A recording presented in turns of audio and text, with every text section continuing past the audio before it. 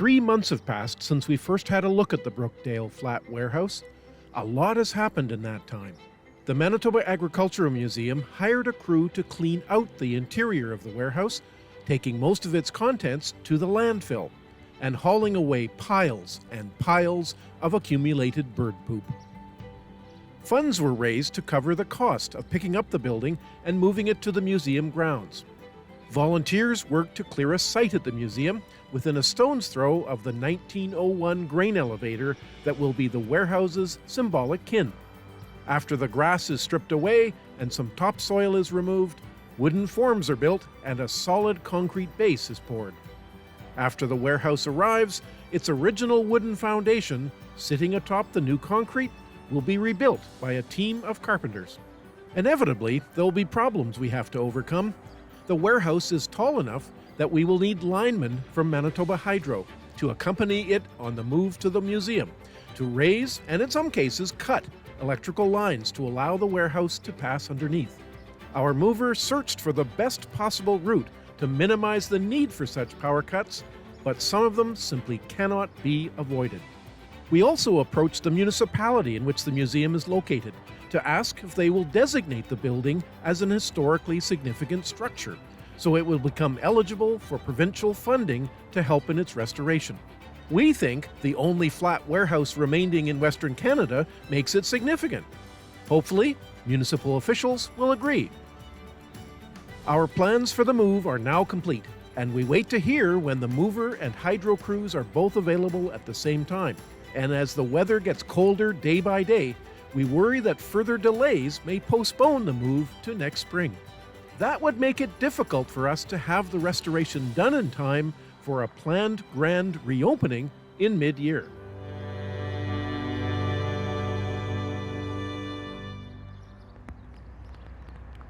Finally, we hear from the mover in late October. He has picked a day and hydro crews are available. There's still no sign of snow in the weather forecasts, but when the day arrives, it is a dreary, gray, and cold one. So far, there's no rain, which is great news, because if power lines get wet, the crews cannot use their fiberglass poles to lift the lines over the warehouse. Power could theoretically run down the wet pole and electrocute the lineman holding it.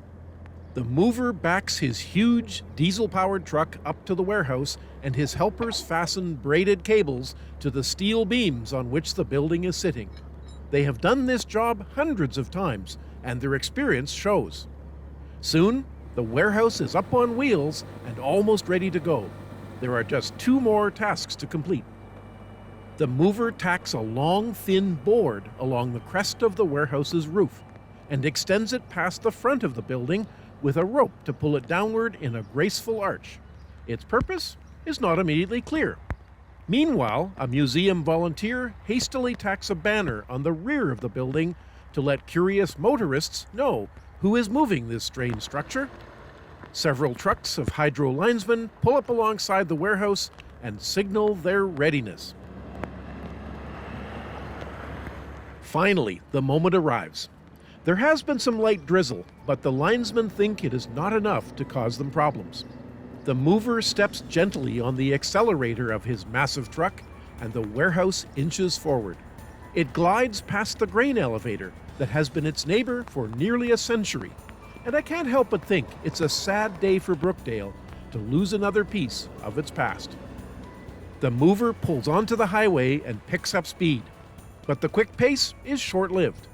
As he approaches a power line perpendicular to the highway, he slows as linesmen there waiting for him push upward on the line.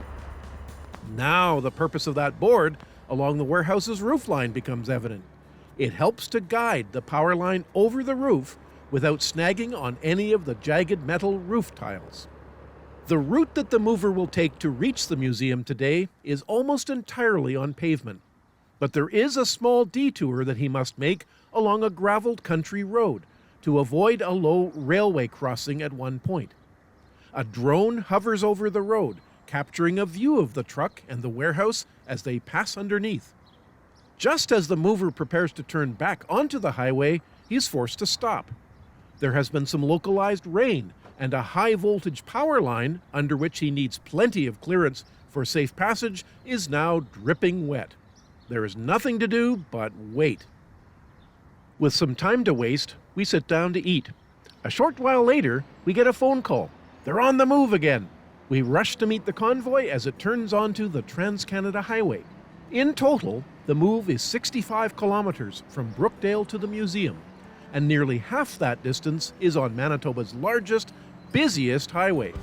Luckily, we've hired a crew that monitors traffic around the warehouse, and where stops to move power lines are needed, they halt the oncoming vehicles. I bet those long-distance truckers aren't happy with this delay, as a long string of semis line up behind the warehouse. Another low railway crossing on the highway north of the museum necessitates another detour on country roads. The volunteers waiting at the museum gate become anxious as we see, in the distance, the moving truck pull onto the highway a couple of kilometers from where we're standing, and the flat warehouse lurches into sight.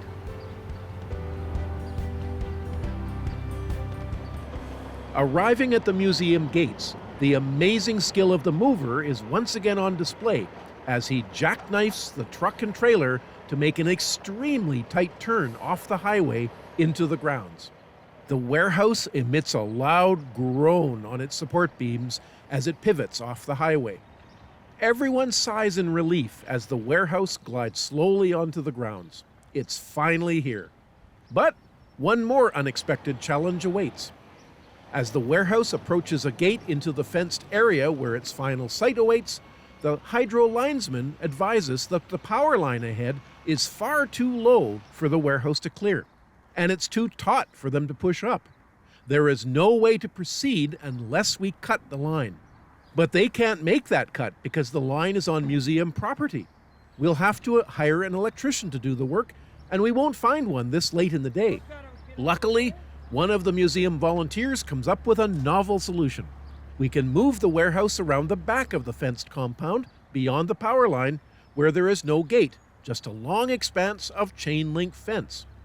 A few fence posts are jacked out of the ground, and the fence is pulled back. Voila! A new gate. The moving truck and its precious cargo slide slowly through the gap in the fence, and the mover again demonstrates his finesse at delivering the large, bulky warehouse to its final resting place. Large beams are set atop the concrete pads that were poured a few weeks ago by museum volunteers. The warehouse is set down onto these beams, then a small tracked vehicle prepares to push the building into position. And to help the building slide more smoothly, the mover has an ingenious lubricant. He applies plain old cooking lard liberally to the beams. With a few gentle nudges, the warehouse slides quietly and smoothly into place.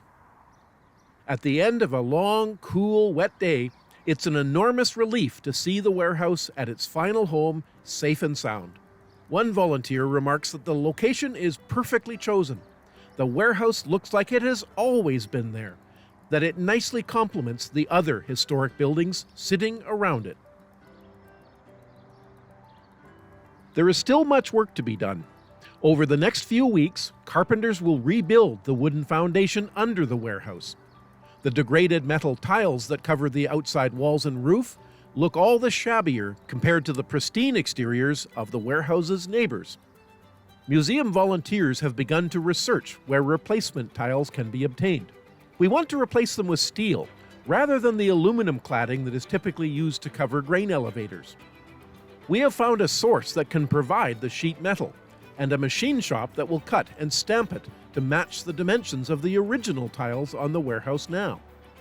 We have also spoken to a fellow who specializes in repairs to grain elevators, who has given us a quote on doing the tile replacement work. Now it's just a matter of money. We have raised a significant portion, but not all, of the funds needed to complete the restoration. Municipal designation of the building would help us to raise the needed funds. It is now early 2022, and we have just received good news. The flat warehouse is now a municipally designated heritage building. We have prepared an application for funding that, if approved, will allow us to replace the metal cladding. The wooden foundation for the building has been completed, and soil has been moved in front of the entrance door to the warehouse to make a ramp, like the one that used to bring horse-drawn grain wagons alongside it. We have started acquiring artifacts to re-equip the interior of the warehouse, including a large wooden desk, like the one that would have been in the manager's office. If all goes well, we can still make our mid-year date for the grand reopening.